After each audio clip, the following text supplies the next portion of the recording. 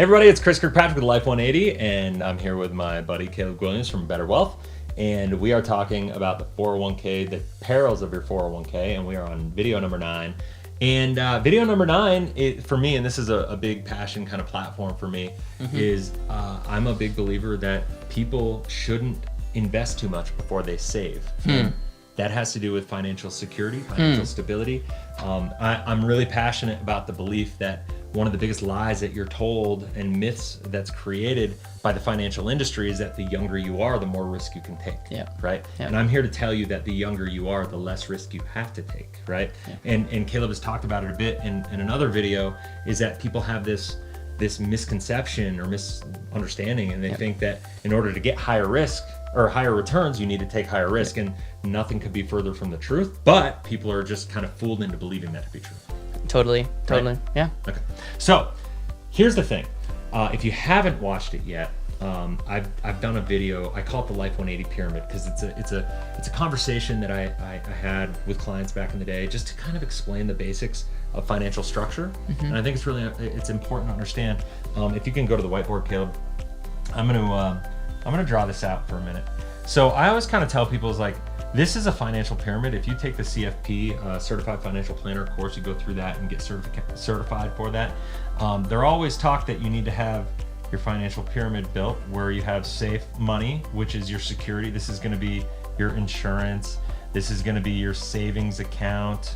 I'm having a hard time hitting that button. Savings. Right, and this is going to be, all kinds of insurance. It's going to be your life insurance. It's going to be your auto insurance, any umbrella coverages that you need. Like, it's basically it's the financial protect. It's the foundation of your life, right? It's like you never want to build a house on sand. Totally. Right? You want to build it on stone. You want to build it on something that, in case of a rainy day, you're going to be good, right? And so that's the safe money. Then once you have that in place, then you can go to some more medium risks, and that's like the midterm, I would say, the 10 to 15 to 20 year horizon, kind of your blue chip stocks. There's always going to be risk involved, but it is what it is. Like, you can start investing. That's where the investments start. Right. And then you have the high risk. This is your more speculative type of stuff. If you want to maybe get involved in a business, if you want to something highly speculative, a lot of people are interested right now, is like cryptocurrencies and stuff. I'm not saying that's good for everybody. It's definitely not. Right. But it's a high risk, right? Totally. And so it's just something to understand. I would even say that most mutual funds are high risk. Right. When you take into the fees and the volatility and all that into consideration. Now, here's the thing.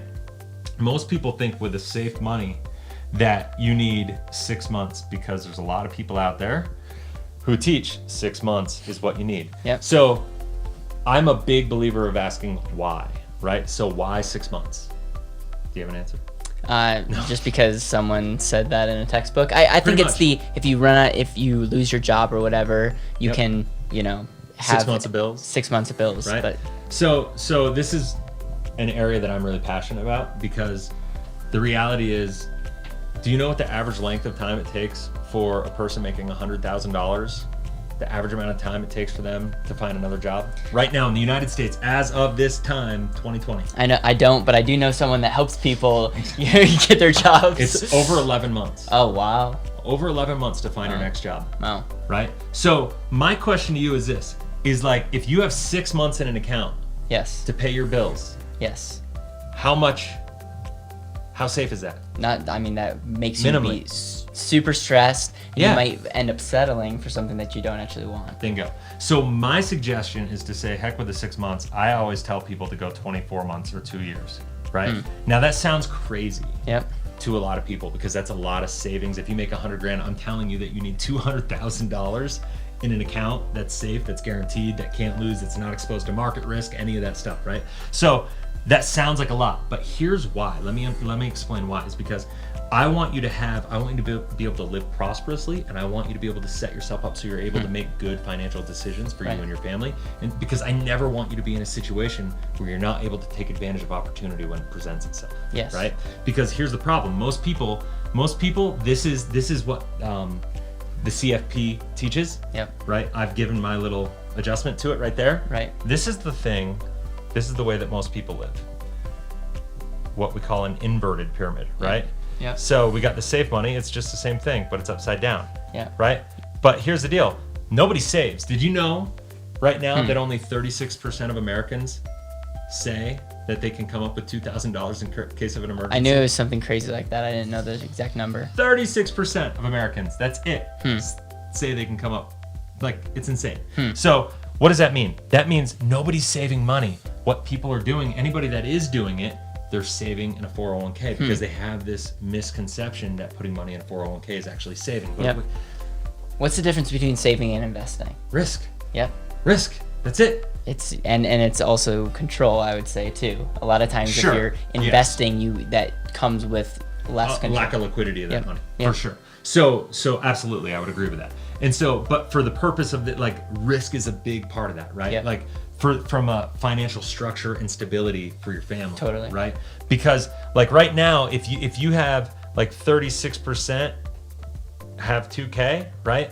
Everybody's saving in 401ks and a high risk thing. Here's the problem, and if you want more detail on this and you want to get into the nitty gritty of all the statistics and everything with this, I have the Life 180 Pyramid Talk. I'll link it below. You can go watch it.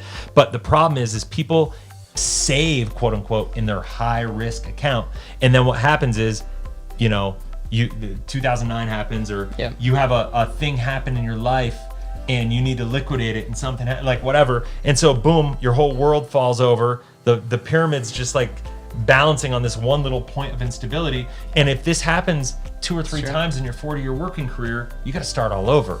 And between the fact that you're fighting the fees and the taxes and the lack of control and the lack of liquidity and everything in your 401k, then you bring in bad decisions that or sometimes not even bad decisions, just required life decisions because you didn't structure your life properly, and instead of saving properly in an account that was liquid without penalty, that everything that came with it, you're saving in this account because you think like worst case scenario, I can use it as my rainy day fund. Then your whole life, I mean, it just topples on its head.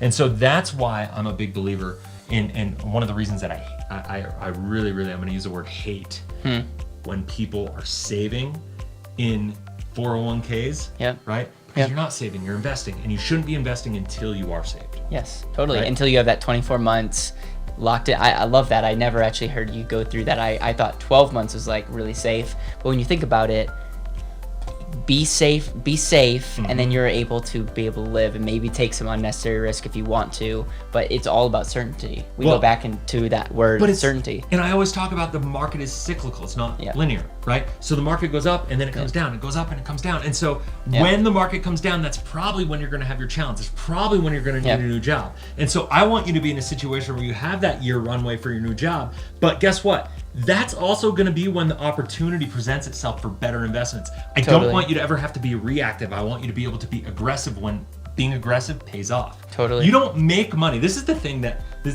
tangent here, sorry. Everybody goes, when I talk to them about the fact that I've got money structured the way that I have it, right? And you're probably, I don't know if you have these conversations the same way, but I got my, you have money in an account earning 6%, 4%, whatever it is, and people are like, dude, you're a loser. Like, why'd you do that? Like, I'm making 20% last year. How could you be happy with 4%? They don't talk about the fact that they're gonna have a year where they lose 30%, and they're gonna be illiquid, and then they're gonna have to make bad decisions and pay taxes and penalties and all that stuff on that money. And then when that happens, I'm not gonna lose anything. In fact, not only am I not gonna lose anything, when the market goes down, what happens? Real estate prices go down, everything goes down, values of assets all drop, right? That's the nature of it. What's not going to go down? Our savings. Our savings, right? So being able to have access to that capital. So why I'm telling you this is I want you to have a year for safety, for your family, to have that runway to be able to find the job without being able to stress and settle and everything, right? And then I want you to have that extra year, that extra 12 months, that extra 100K, so to speak, in this example for the $100,000 income earner, sitting in an account that you could take advantage of. If you find a house that went down 50%, it's hard to lose money on that if you buy it right? If you find any opportunity, that's what it's all about. And by the way, we've said you can't save your way to wealth. Robert Kiyosaki says you can't save your way to wealth.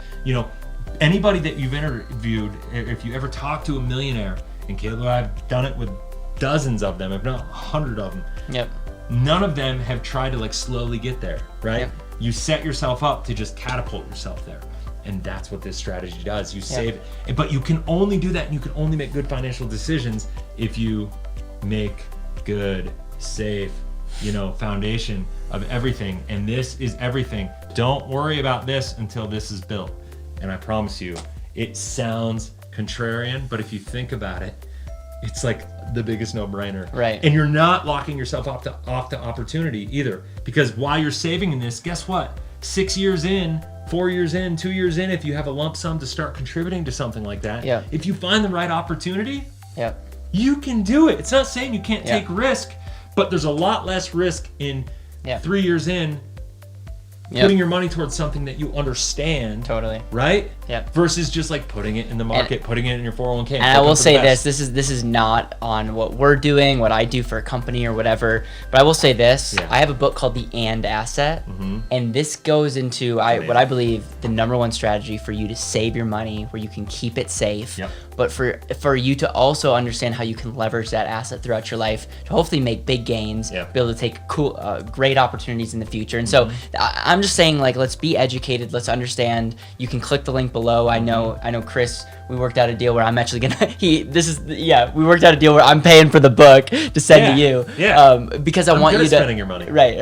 I want people to get this, and I want them to understand that the pyramid is a Yeah. real thing, and so I love that example, man. We should write a book together. Yeah, we should. Anyway, so that I'm really passionate about this, and I know if you're just seeing this for the first time, it may seem extreme, but I promise you, I want you to sit with it, think about it, like pray into it for you and your family, like seriously, because it's something. If you're especially a father or a parent, like I know these are concerns that you have. Like Yep. when you have family, you want that stability. You need that stability for your family. And it's really hard. It's really concerning. So it goes back to the stress conversation Yep. we're having, right? When you do this, it's amazing how liberating and how freeing and just how much better the quality of your life. And that's what true wealth is all about, right? Yeah, absolutely. So anyway, that's it. So that's the end of number 9, and number 10 coming up on the next video. Take care.